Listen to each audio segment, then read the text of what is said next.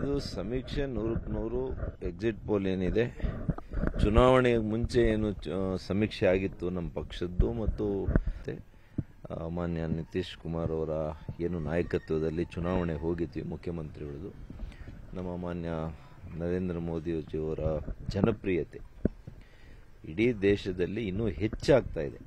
11 ವರ್ಷ ಆಗಿ ಪ್ರಧಾನಮಂತ್ರಿಗಳಾದ ಮೇಲೂ ಕೂಡ ಅವರ ಜನಪ್ರಿಯತೆ, ಅವರ ಬಗ್ಗೆ ಇರುವಂಥ ನಂಬಿಕೆ ಎರಡೂ ಕೂಡ ಜಾಸ್ತಿ ಆಗ್ತಾ ಇದೆ.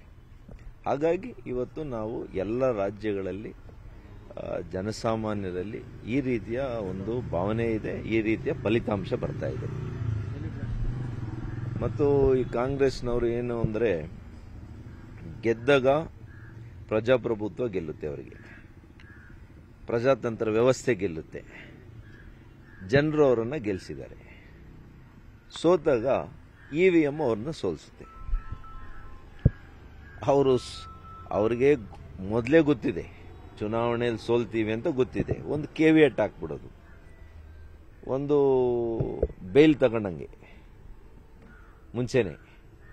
ಹಾಗಾಗಿ ಇದನ್ನೆಲ್ಲ ಬಿಡಿ. ಅದಕ್ಕೆ ಹೇಳಿದೆ ನಾನು, ನಿಮಗೆ ಆ ಥರ ನಿಮಗೆ ನಂಬಿಕೆ ಇಲ್ದಿರ ಇದ್ದರೆ EVM ಅಲ್ಲಿ ಗೆದ್ದಂಥ ರಾಜ್ಯಗಳು, ಇವತ್ತು ಕರ್ನಾಟಕ EVM ಅಲ್ಲಿ ಗೆದ್ದಿದ್ದೀರಿ, ತೆಲಂಗಾಣದಲ್ಲಿ ಗೆದ್ದಿದ್ದೀರಿ, ಹಿಮಾಚಲ್ ಪ್ರದೇಶದಲ್ಲಿ ಗೆದ್ದಿದ್ದೀರಿ.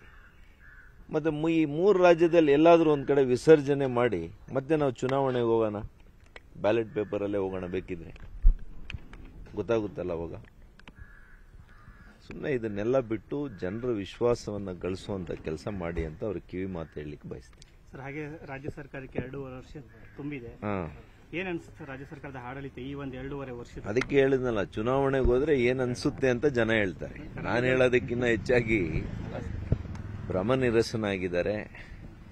ಯಾವಾಗಪ್ಪ ಈ ಸರ್ಕಾರದಿಂದ ನಮ್ಗೆ ವಿಮುಕ್ತಿ ಸಿಕ್ಕುತ್ತೆ ಅಂತೇಳಿ ಜನ ಎದುರು ನೋಡ್ತಾ ಇದ್ದಾರೆ. ನಿಜವಾಗ್ಲೂ ಹೇಳ್ತಾ ಇದ್ದೀನಿ, ನಾನು ಇಂಥ ಒಂದು ಕೆಟ್ಟ ಆಡಳಿತದ ಸರ್ಕಾರ ನನ್ನ ಇಡೀ ರಾಜಕೀಯ ಜೀವನದಲ್ಲಿ ನಾನು ನೋಡಲಿಲ್ಲ. ಹಾಗಾಗಿ ಈ ಸರ್ಕಾರಕ್ಕೆ ಯಾವುದೇ ಒಂದು ಗೊತ್ತು ಗುರಿ ಇಲ್ಲ, ಯಾವುದೇ ಒಂದು ಆರ್ಥಿಕವಾಗಿ ಅದನ್ನು ಯಾವ ರೀತಿ ಇವತ್ತು ಚೈತನ್ಯ ತುಂಬುವಂಥ ಕೆಲಸ ಮಾಡಲಿಲ್ಲ. ಇವತ್ತು ಆರ್ಥಿಕ ಕ್ಷೇತ್ರದಲ್ಲಿ ನಮ್ಮ ರಾಜ್ಯ ದಿವಾಳಿ ಆಗ್ತಾ ಇದೆ. ಸಾಲದ ಸುಳಿಯಲ್ಲಿ ಸಿಲುಕಿಸ್ತಾ ಇದ್ದಾರೆ. ಮುಂದೆ ನಾವು ಬಂದರೂ ನಾನು ಹೇಳ್ತಾ ಇದ್ದೀನಿ, ಅಷ್ಟು ಸುಲಭವಾಗಿ ನಾವು ಈ ಎಲ್ಲ ವ್ಯವಹರಿಸೋದು ಅಷ್ಟು ಸುಲಭ ಇಲ್ಲ. ಇವತ್ತು ಸುಮಾರು ನನ್ನ ಪ್ರಕಾರ ಪ್ರತಿ ವರ್ಷ ಇವತ್ತು ಇವರು 1-1.5 ಲಕ್ಷ ಕೋಟಿ ಸಾಲ ಮಾಡಿ ಈ 2.5 ವರ್ಷದಲ್ಲೇ 2.5-3 ಲಕ್ಷ ಸಾಲ ಮಾಡಿದ್ದಾರೆ. 2.5 ಲಕ್ಷ ಕೋಟಿ ಒಟ್ಟಿವತ್ತು ನಮ್ಮ ಕರ್ನಾಟಕ ರಾಜ್ಯದ ಮೇಲೆ ಇರುವಂಥ ಸಾಲ 8 ಲಕ್ಷಕ್ಕೂ ಹೆಚ್ಚಿದೆ ಈಗ. ಮತ್ತೆ ಇದಕ್ಕೆ ನಾವು ಬಡ್ಡಿ ಯಾವಾಗ ಕಟ್ಟೋದು, ಇದರ EMIsನ ಹೆಂಗೆ ಮಾಡೋದು, ಇದರ ಸಾಲ ತೀರ್ಸೋದು ಯಾವಾಗ? ಎಸ್ಟಾಬ್ಲಿಷ್ಮೆಂಟ್ ಕಾಸ್ಟ್ 50ರಿಂದ 60% ಇದೆ. ಅಂದರೆ ನಮಗೆ ಫಿಕ್ಸ್ಡ್ ಎಸ್ಟಾಬ್ಲಿಷ್ಮೆಂಟ್ ಕಾಸ್ಟ್ ಅಂತ, ಸಂಬಳಗಳು ಕೊಡಬೇಕು, ಅವ್ರಿಗೆ ಪೆನ್ಷನ್ಸು ಅನೇಕವು, ಇವೆಲ್ಲ ಫಿಕ್ಸ್ಡ್ ಕಾಸ್ಟು ಬಿಟ್ಟು ನೀವು ಅಭಿವೃದ್ಧಿ ಮಾಡಬೇಕು. ಹೆಂಗೆ ಮಾಡೋದು? ಅದರಲ್ಲಿ ಗ್ಯಾರಂಟಿ. ಅದಕ್ಕೆ ನಾನು ಹೇಳಿದೆ, ಈ ಸರ್ಕಾರಕ್ಕೆ ಗೊತ್ತು ಗುರಿ ಎರಡೂ ಇಲ್ಲ, ಬದ್ಧತೆನೂ ಇಲ್ಲ.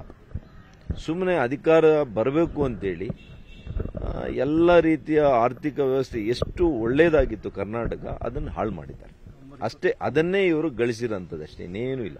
ನಿರ್ಭೀತ, ನಿಷ್ಪಕ್ಷಪಾತ, ವಿಶ್ವಾಸಾರ್ಹ ಸುದ್ದಿಗಳಿಗೆ ಮತ್ತೊಂದು ಹೆಸರಾಗಿರುವಂತ ನ್ಯೂಸ್ 18 ಕನ್ನಡ ಈಗ ಆಪ್ನಲ್ಲೂ ಲಭ್ಯವಿದೆ. ದಯವಿಟ್ಟು ಇಲ್ಲಿರುವಂತ QR ಕೋಡ್ ಸ್ಕ್ಯಾನ್ ಮಾಡಿಕೊಂಡು ಆಪ್ ಡೌನ್ಲೋಡ್ ಮಾಡೋದಕ್ಕೆ ಮರಿಬೇಡಿ. ನಿಮ್ಮ ಬೆಂಬಲ ಹೀಗೆ ಸದಾ ನಮ್ಮೊಂದಿಗಿರಲಿ. ಧನ್ಯವಾದ.